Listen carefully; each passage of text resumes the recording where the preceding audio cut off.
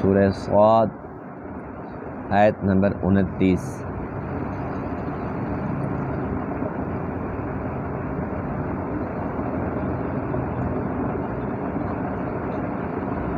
اعوذ باللہ من الشیطان الرجیم،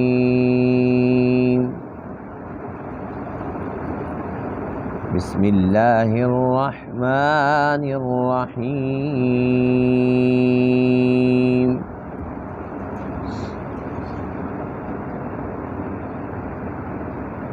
وَوَهَبْنَا لِدَاوُودَ سُلَيْمَانَ نِعْمَ الْعَبْدُ إِنَّهُ أَوَّابٌ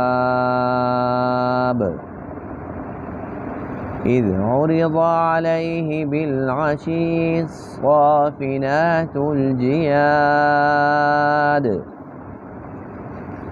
فقال إني أحببت حب الخير عن ذكر ربي حتى توارت بالحجاب ردوها علي فطفق مسحا بالسوق والأعناق صدق الله العظيم۔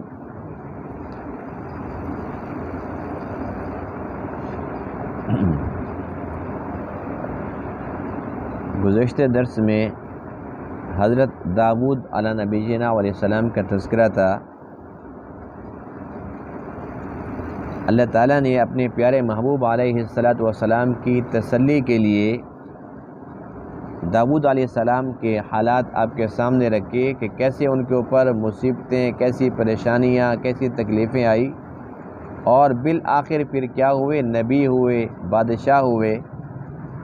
تو اسی طریقے سے اس وقت مشرکین مکہ جیسے آپ کو تکلیفیں پہنچا رہے ہیں، آپ نے بھی داؤد علیہ السلام کی طرح صبر سے کام لینا ہے، اور بالآخر آپ کا انجام بھی بہت زبردست ہوگا، جیسا کہ اللہ کے فضل سے ہوا الحمدللہ۔ وہی مکہ تھا جس مکہ کے اندر نماز پڑھنا مشکل، وہی مکہ تھا جب آپ علیہ السلام فاتحانہ شان سے آئے تو ہر ایک ڈر رہا تھا کہ پتہ نہیں ہمارے ساتھ ہوگا کیا۔ یہ الگ بات ہے کہ آقا علیہ السلام نے سب کو معاف فرما دیا، لیکن بہرحال حالات تو بدلے، جو غالب تھے وہ مغلوب ہوئے۔ آج کے درس میں ان آیت کریمہ کے اندر داؤد علیہ السلام کے بیٹے حضرت سلیمان علیہ السلام کا تذکرہ ہے۔ یہ نبی بھی تھے اور بادشاہ بھی تھے، اور بادشاہت بھی ایسی کہ سب سے ٹاپ کلاس کی بادشاہت کہہ سکتے ہیں، نہ صرف انسانوں پر بلکہ جنات پر، پرندوں پر، ہواؤں پر آپ کی حکومت اتنی اعلیٰ حکومت تھی۔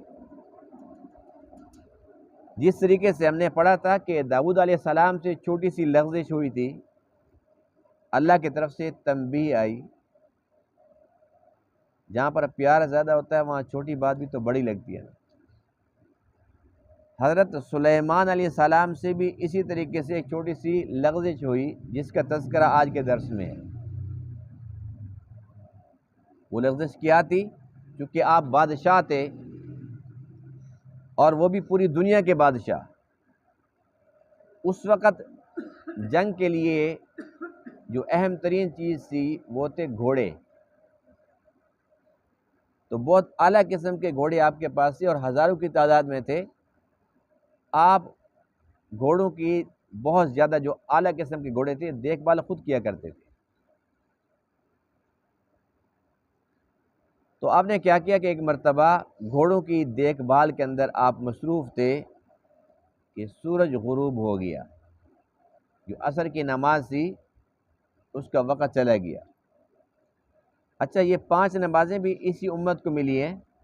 پہلی امتوں کے پاس 5 نمازیں نہیں تھی، کسی کے پاس 2 تھی، کسی کے پاس 3 تھی، لیکن فجر اور عصر کی نماز رہی ہے، اور عصر کی نماز بہت ہی زیادہ اہمیت کا حامل ہے۔ جہاں پر اللہ تعالیٰ نے نمازوں پر پابندی کا حکم ارشاد فرمایا تو عصر کا الگ سے تذکرہ فرمایا، حافظوا علی الصلوات والصلاۃ الوسطی، نمازوں کا خیال رکھو، اور خصوصی طور پر درمیانی نماز کا، یہ عصر کی نماز ہے۔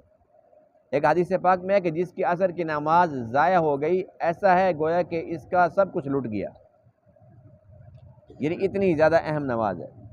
تو یہ نماز چونکہ غروب سے پہلے پڑھی جاتی ہے، حضرت سلیمان علیہ السلام گھوڑوں کی دیکھ بھال کے اندر مشغول تھے، اور یہ کوئی بری بات نہیں تھی، یہ بھی نیکی کا کام تھا، اس لیے کہ جہاد بھی تو اللہ کا حکم ہے۔ اس جہاد کے لیے جو جہاد کے ہتھیار ہیں ان کے اندر ایک گھوڑا بھی تھا، تو گھوڑے کی دیکھ بھال بھی عبادت تھی، لیکن نماز پھر نماز ہے، نماز کو وقت پر ادا کرنا چاہیے۔ ہم اکثر سستی کر جاتے ہیں، کوئی چھوٹا موٹا عذر ہو تو ہم کہتے ہیں نماز ابھی پڑھتے ہیں، اور نماز لیٹ کر لیتے ہیں بہت زیادہ، اکثر نمازیں یوں قضا بھی ہو جاتی ہیں۔ بہرحال نماز کو وقت پر ادا کرنا چاہیے۔ جب سورج غروب ہو گیا، عصر کی نماز رہ گئی، تو حضرت سلیمان علیہ السلام کو احساس ہوا کہ یہ ہوا کیا ہے۔ بس جب یہ احساس ہوا تو آپ نے حکم ارشاد فرمایا کہ ابھی میرے پاس دوبارہ گھوڑے پیش کرو۔ جن گھوڑوں سے اتنا پیار تھا، جن کی ابھی دیکھ بھال کر رہے تھے، ان کو بلایا اور ان کو اللہ کے راہ میں قربان کر دیا، ان کی گردنیں کاٹ دی، ان کی ٹانگیں کاٹ دی، یعنی کہ گھوڑے جو ہیں وہ قربان کر دیے۔ اب یہاں پر چونکہ پنڈلی کا تذکرہ بھی ہے کہ وہ گردن تو کاٹنا سمجھ آتا ہے، لیکن پنڈلیاں کیوں کاٹی جا رہی تھی؟ تو ہو سکتا ہے کہ پہلی امتوں کے اندر یہ بات جائز ہو۔ بہرحال آپ نے جو گھوڑے سبب بنے عبادت کے اندر خلل ڈالنے کا، آپ نے وہ گھوڑے قربان کر دیے تاکہ اللہ کے سامنے آپ ثابت کر سکیں کہ اللہ، نماز کی اہمیت واقعی زیادہ ہے، اور مجھے احساس ہو گیا کہ مجھ سے غلطی ہوئی ہے، اور اعلیٰ ترین چیز، محبوب ترین گھوڑے میں نے تیری راہ میں قربان کر دیے ہیں، یہ اس چیز کا میں احساس پیش کر رہا ہوں، اس کا اظہار کر رہا ہوں کہ مجھے آپ کی یاد، آپ کا ذکر، آپ کی عبادت سب سے محبوب ہے، یہاں تک کہ گھوڑے کیوں نہ ہوں، اعلیٰ قسم کے گھوڑے کیوں نہ ہوں۔ وَوَهَبْنَا لِدَاوُودَ سُلَيْمَانَ، اور ہم نے عطا کیا داؤد علیہ السلام کو سلیمان، یعنی کہ یہ بیٹا ان کو عطا کیا۔ نعم العبد، بہت اچھے آدمی تھے، انہ اواب، بے شک وہ بہت زیادہ رجوع کرنے والے تھے اللہ کی طرف۔ اذ عرض علیہ بالعشی، جب ان کے سامنے پیش کیے گئے پچھلے پہر، الصافنات، تیز دوڑنے والے گھوڑے، الجیاد، جو بہت اعلیٰ قسم کے تھے،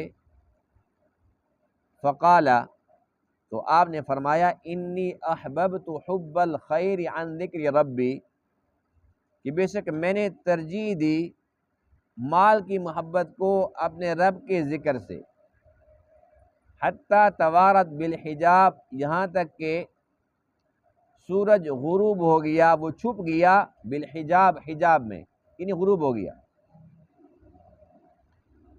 جب یہ ہو چکا، پھر آپ کو احساس ہوا تو آپ نے حکم ارشاد فرمایا، ردوہا علیہ، کہ میرے سامنے ان کو پھر ایک بار لے آؤ، لٹاؤ ان گھوڑوں کو میرے سامنے۔ فطفق مسحا، بس آپ لگے ہاتھ پھیرنے، بالسوق، پنڈلیوں پر، والاعناق، اور گردنوں پر۔ ہاتھ پھیرنے سے مراد یہ نہیں کہ خالی پیار کر رہے تھے، انہیں ہاتھ پھیر دیا، ان کا کام تمام کر دیا، قربان کر دیا انہیں۔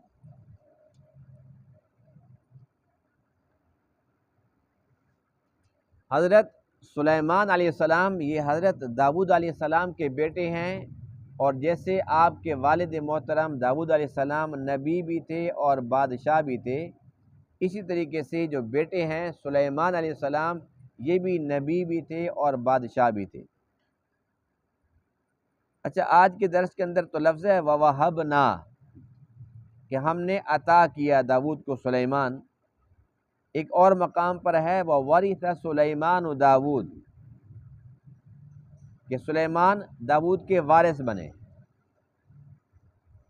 تو اسی قسم کی آیات سے اہل تشیع استدلال کرتے ہیں، وہ یہ کہتے ہیں کہ دیکھو حضرت فاطمہ رضی اللہ تعالی عنہا چونکہ اللہ کے نبی کی بیٹی تھی، تو اللہ کے نبی کی جو وراثت میں وہ جو فدح کی زمین تھی وہ ملنی چاہیے تھی۔ ہم کیا جواب دیتے ہیں کہ اللہ کے نبی نے خود ارشاد فرمایا کہ جو نبی ہم چھوڑ دیتے ہیں وہ صدقہ ہو جاتا ہے۔ تو اللہ کے نبی نے خود جب ارشاد فرما دیا کہ جو نبی ہیں وہ کسی کو درہم دینار کا وارث نہیں بناتے، علم کا وارث بناتے۔ اب اہل تشیع کہتے ہیں کہ پھر اللہ یوں کیوں کہتا ہے وَوَرِثَ سُلَیمَانُ داود، سلیمان داود کا وارث بنے، جب نبیوں کا کوئی وارث نہیں بنتا؟ حضرت فاطمہ اللہ کے نبی کے وارث اگر نہیں بن سکتی، ان کو وراثت کے اندر فدح کا باغ نہیں مل سکتا، تو سلیمان داود کے وارث کیسے بن گئے؟ داود تو اللہ کے نبی ہیں۔ تو اس کا جواب ہم یہی دیتے ہیں کہ اس وراثت سے مراد یہ نہیں ہے کہ کوئی اپنی جائیداد پراپرٹی ان کو دے دی تھی، مقصد یہ ہے کہ جیسے بادشاہ تھے بیٹا بھی بادشاہ بن گیا، جیسے باپ نبی تھا آگے پھر بیٹا بھی نبی بن گیا، یوں وراثت ملی، یعنی کہ سلیمان ان چیزوں کے اندر باپ کے وارث بنے۔ اگر وہ وراثت مراد لی جائے جو اہل تشیع لیتے ہیں تو پھر یہ تو بڑی ظلم کی بات بن جائے گی کہ داؤد علیہ السلام کی تقریباً 100 بیویاں تھیں۔ کتنی تھی؟ باندیاں اس کے علاوہ تھی، اور آپ کے جو بیٹے تھے 19 تھے۔ کتنے بیٹے تھے؟ اب اللہ کہتے ہیں وَوَرِثَ سُلَیمَانُ داود، وارث ایک بنا۔ تو یہ عجیب بات ہے نا کہ 19 بیٹے تھے، پھر ایک بیٹا سب کچھ لے گیا اور باقی 18 کی چھٹی ہو گئی۔ تو یہ کیسے ممکن ہے اللہ کا نبی ہو اور وہ زیادتی کرے اولاد کے اندر، ایسی تفریق کر دے کہ ایک کو دے کے سب کو محروم کر دے؟ تو اس سے مراد یہی ہے کہ یہاں پر وراثت سے مراد علمی وراثت ہے، یعنی کہ جو نبوت کا نور تھا وہ آگے منتقل ہوا، جو حکمت تھی، جو دانائی تھی، جو بادشاہ تھی، یہ چیزیں ملی ہیں، اور باقی بیٹے نبی نہیں بنے، تو یہ وراثت ایک ہی بیٹے کو ملی۔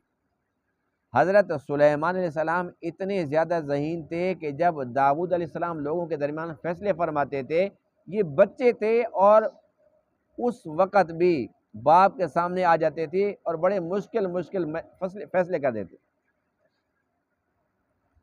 داؤد علیہ السلام کا جب آخری وقت آیا، جب آپ اللہ کو پیارے ہوئے، اس وقت آپ کے جانشین بنے سلیمان۔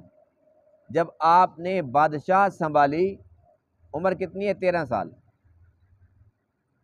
13 سال کی عمر کے اندر بادشاہ سنبھال لی۔ یہ اللہ تعالیٰ کی تقسیم ہے۔ اللہ فرماتے ہیں نعم العبد، بہت اچھے بندے تھے۔ خالق خود تعریف کرے، یہ تعریف ہے۔ انہ اواب، وہ بہت زیادہ رجوع کرنے والے تھے۔ اتنے بڑے بادشاہ، نبی، اس کے باوجود اللہ تعالیٰ کی عبادت بہت ہی زیادہ کیا کرتے تھے، یہاں تک کہ کئی مہینے آپ مستقل طور پر مسجد کے اندر اعتکاف فرماتے تھے، یعنی کہ باہر نکلتے ہی نہیں تھے، مسجد کے اندر رہ کر سارا نظام چلاتے رہتے تھے۔ تو بس آپ سے ایک چھوٹی سی لغزش ہوئی، گھوڑوں کی دیکھ بھال کے اندر آپ مشغول تھے اور سورج غروب ہو گیا، عصر کی نماز چلی گئی، اس پر آپ کو بہت زیادہ احساس ہوا، تو آپ نے یہ دیکھا کہ گھوڑوں کی محبت کی وجہ سے یہ نقصان ہوا ہے، تو آپ نے وہ گھوڑے اللہ کی راہ میں قربان کر دیے۔ جو گھوڑا ہے یہ ہماری شریعت کے اندر بھی حلال ہے، یہ حرام نہیں ہے۔ ہمارے امام اعظم ابو حنیفہ رحمہ اللہ نے اس کو مکروہ لکھا ہے، لیکن اس لیے نہیں لکھا کہ اس کے اندر کوئی کراہت ہے، بری چیز ہے، صرف اس وجہ سے فرمایا کہ یہ چونکہ جہاد کے اندر استعمال ہوتا ہے، اگر لوگ گھوڑے کھانا شروع ہو جائیں گے تو ان کی نسل ختم ہو جائے گی، پھر جہاد کے اندر کیسے لوگ جہاد کریں گے؟ اس وجہ سے، ورنہ گھوڑے کو کھانا حلال ہے، یہ کوئی ناجائز نہیں ہے۔ اور ترکی کے اندر سب سے زیادہ گھوڑے کو لوگ کھاتے ہیں، حالانکہ وہ بھی حنفی ہیں، جو ترک لوگ ہیں وہ حنفی ہیں، لیکن وہاں پر گھوڑے کو بہت زیادہ شوق سے کھایا جاتا ہے. ہمارے چونکہ رواج نہیں ہے، اگر کوئی بندہ گھوڑے کو کاٹ کے کھانا شروع کر دے تو کہیں گے اندازہ لگاؤ جی یہ اس کا حال ہے، حرام چیز کھا گیا، حالانکہ گھوڑا حرام نہیں ہے. بہرحال عصر کی نماز قضا ہوئی، کس کی؟ سلیمان علیہ السلام، اللہ کے نبی کی. اب حضور علیہ السلام آپ نبیوں کے نبی ہیں. خندق کے موقع پر جب خندق کی کھدائی ہو رہی تھی اور اتنا مشکل وقت تھا، وہ مشکل لمحہ تھا کہ آپ اس وقت مشغول رہے، آپ کی بھی عصر کی نماز رہ گئی تھی اور مغرب کا وقت داخل ہو گیا تھا. مغرب کے وقت حضرت عمر رضی اللہ تعالیٰ عنہ تشریف لائے اور آ کر عرض کیا اور کافروں کو برا بھلا کہہ رہے تھے کہ ان بدبختوں کی وجہ سے آج ہماری نماز ضائع ہو گئی ہے. اللہ کے نبی فرماتے ہیں کہ میری نماز بھی ضائع ہو گئی ہے. پھر سب نے وضو فرمایا اور سب سے پہلے عصر کی نماز پڑھی، اس کے بعد پھر مغرب کی نماز ادا فرمائی. یعنی ایسے مشکل حالات نبیوں پر بھی آ جاتے ہیں کہ نبیوں کی نماز قضا ہو جاتی ہے. تو ایسی اگر کوئی مجبوری ہو تو اللہ تعالیٰ معاف فرمانے والا ہے، لیکن عادت نہیں بنانی چاہیے اور جان بوجھ کر نماز کو نہ لیٹ کرنا چاہیے اور نہ ہی اس کو قضا کرنا چاہیے. دوسری بات یہ ہے کہ ایک چیز جس سے عبادت میں خلل آ جائے تو یہ ایک بہت اعلیٰ ترین مقام ہے کہ اس چیز کو ہی اللہ کی راہ میں قربان کر دو. اس کی وجہ سے عبادت میں خلل کیوں آیا؟ اور اس کی بھی بے شمار مثالیں احادیث کے اندر موجود ہیں. حضور علیہ السلام کو ایک صحابی ہیں ابو جہم رضی اللہ تعالیٰ عنہ، انہوں نے ایک نقش و نگار والی خوبصورت قسم کی ایک چادر، جیسے آج کل سندھی اجرک کہہ دیں، بڑی خوبصورت تھی، وہ گفٹ کی. اللہ کے نبی نے اپنے اوپر لی ہوئی تھی اور آپ نماز پڑھ رہے تھے. نماز کے اندر آپ کا خیال اس میں چلا گیا، نقش و نگار میں. جب نماز سے فارغ ہوئے تو آپ نے فوراً وہ اتاری اور صحابہ کو دی کہ اس کو لے جاؤ مجھ سے، میں اس کو استعمال نہیں کرتا، سادہ مجھے لا کر دو، اس لیے کہ اس کے اندر میں مشغول ہوا تو نماز کے اندر تھا اور میرا خیال اس میں چلا گیا، تو اس کو فوری طور پر مجھ سے دور کر دو. اسی طریقے سے حضرت ابو طلحہ انصاری رضی اللہ تعالیٰ عنہ، وہ اپنے ایک باغ کے اندر نماز پڑھ رہے تھے اور بڑا گھنا باغ تھا. اس میں ایک چڑیا آئی اور وہ پھنس گئی، یعنی کہ باہر نکلنے کا اس کو راستہ نہیں مل رہا تھا. تو آپ کی توجہ اس طرف چلی گئی کہ دیکھو کیسا زبردست باغ ہے میرا، ہر طرف یعنی کہ درخت ہی درخت ہیں اور ایک چڑیا کو راستہ نہیں مل رہا. نماز پڑھی، نماز کے بعد پھر دل میں خیال آیا کہ دیکھو عجیب بات ہے، میں تو نماز پڑھ رہا تھا اور نماز کے اندر میں تو باغ کے اندر مشغول ہو گیا. تو وہ اتنا خوبصورت اور اتنا پیارا باغ اللہ کے راہ میں صدقہ کر دیا کہ یہ باغ ہونے نہیں چاہیے جو میری عبادت کے اندر خلل کا سبب بنے. اسی طریقے سے کعب بن مالک رضی اللہ تعالیٰ عنہ، یہ تبوک کے اندر نہیں جا سکے تھے، رہ گئے تھے، کیونکہ کھجوروں کا باغ تھا، کھجوریں پکی ہوئی تھی. تو پھر آپ کو احساس ہو گیا، پھر آپ آئے اور اپنے آپ کو وہ مسجد نبی کے اندر ستون کے ساتھ باندھ دیا. تو کافی سارے دن گزر گئے، پھر ان کے ساتھ صحابہ نے بیکاٹ کر دیا، پھر ان کی توبہ قبول ہوئی، ان کے حق میں قرآن کی آیات اترتی ہیں. تو آپ نے فرمایا کہ بس جو سبب بنا تھا نا اس سارے واقعے کا کہ میں جہاد کے اندر نہیں جا سکا اور اتنی میرے پر آزمائش آئی، وہ یہ باغ تھا جس کی وجہ سے سارا مسئلہ بنا، تو میں اس کو اپنے پاس کبھی بھی نہیں رکھوں گا. اللہ کے راہ میں اس کو قربان کر دیا. لیکن وہ تو پھر بہت بلند ترین مقام ہوتا ہے. آج ہمارے ہاں تو اس چیز کا تصور ہی نہیں ہے. ہمارے ہم نماز پڑھتے ہیں اور نماز کے اندر ہمارے بیسوں خیالات چلتے رہتے ہیں اور ہم اس کی پرواہ نہیں ہوتی، اور ہم کہتے ہیں تو روٹین کی بات ہے. اور کوئی بھی ایسی چیز ہو جس کی وجہ سے ہماری عبادت میں خلل پڑتا ہو اور ہم اس کو قربان کر دیں، سوال ہی پیدا نہیں ہوتا. آج کل مسلمانوں کے اندر مال کی محبت اتنی بڑھ چکی ہے کہ اگر ہم اپنے اوپر کوئی چٹی ڈالنا بھی چاہیں، کوئی منت اگر مان لیتے ہیں مثال کے طور پر اپنے اوپر کوئی چٹی ڈالنا چاہتی ہیں، تو وہ ہوتی ہے جی اتنے روزے رکھوں گا، اتنے نوافل پڑھ لوں گا، یعنی اتنا صدقہ کروں گا. اس پر نہیں آتے اللہ کے راہ میں یہ چیز قربان کر دوں گا، یہ جانور اللہ کے راہ میں دے دوں گا، یہ بات ہم سوچتے بھی نہیں ہیں. ہم کہتے ہیں جی میں خود بھوکا پیاسا رہ لوں گا، روزے رکھ لوں گا، 100 رکعت 200 رکعت 500 رکعت پڑھ سکتا ہوں، سب کچھ کر لوں گا، لیکن 5 روپے اللہ کے راہ میں نہ دو۔ یعنی مال کی محبت ہمارے اندر اتنی زیادہ بڑھ چکی ہے۔ لیکن بہرحال یہ ساری کے سارے مثالیں، واقعات، ان کے اندر ہمارے لیے بڑا سبق چھپا ہوا ہے کہ پہلی بات تو یہ ہے کہ انسان کو کوشش کرنی چاہیے کہ عبادت کے اندر جب مشغول ہو تو بس عبادت کے اندر ہی مشغول رہے، ادھر ادھر دھیان جائے ہی نہیں۔ لیکن بہرحال پھر ہم انسان ہیں، اور انسان کے اندر یہ کمزوری ہے کہ خیال ادھر ادھر جاتا ہے۔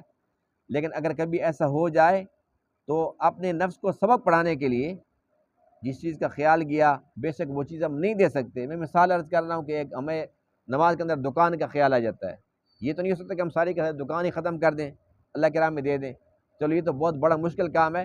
یہ تو کر سکتے ہیں کہ جب کبھی ایسا ہو تو 200-400 روپے 500 روپے چٹی ڈال دیں کہ 500 روپے اللہ کے راہ میں دے دیے۔ جب اس طریقے سے نفس کو سبق ملے گا تو پھر انشاءاللہ اس قسم کے خیال خود بخود ختم ہو جائیں گے۔ شیطان کہے گا بھی یہ تو نقصان کا سودا ہے، میں اس سے اگر برائی چھوٹی کراتا ہوں اور اس کے بعد پھر جو نیکی کرتا ہے اس سے بھی بڑھ جاتی ہے، تو پھر وہ شیطان قریب آئے گا ہی نہیں۔ تو اس پہ کوشش کریں گے تجربہ کرنے کی، ہے تو بڑا مشکل، کیونکہ آج کل تو پیسے بھی مہنگے ہو رہے ہیں نا۔ پاکستان میں کہتے ہیں پیٹرول مہنگا ہو رہا ہے، لیکن اصل یہ کہ پیسے مہنگے ہو رہے ہیں۔ تو بہرحال جو چیز مہنگی ہوتی ہے نا اس پر اجر بھی زیادہ ہوتا ہے۔ جیسے گرمیوں کے روزے ہیں، پھر سردیوں کے ہیں، تو فرق تو ہے نا۔ جو گرمی کا روزہ رکھے گا پھر اجر تو زیادہ ملے گا۔ تو بہرحال پیسے سستے ہوں یا مہنگے ہوں، یہ نہیں کہ بہت زیادہ، لیکن تھوڑی تھوڑی بندہ عادت بنایا کہ اگر نماز کے اندر میں لیٹ ہو گیا، نماز میری قضا ہو گئی تو میں اتنا دوں گا، تو پھر انشاءاللہ نماز کبھی قضا نہیں ہوگی۔ یعنی کہ اپنے نفس پر ہم چٹیاں ڈالنا شروع کریں گے انشاءاللہ۔ اللہ تعالیٰ عمل کرنے کی توفیق عطا فرمائے۔ وآخر دعوانا الحمدللہ رب العالمین۔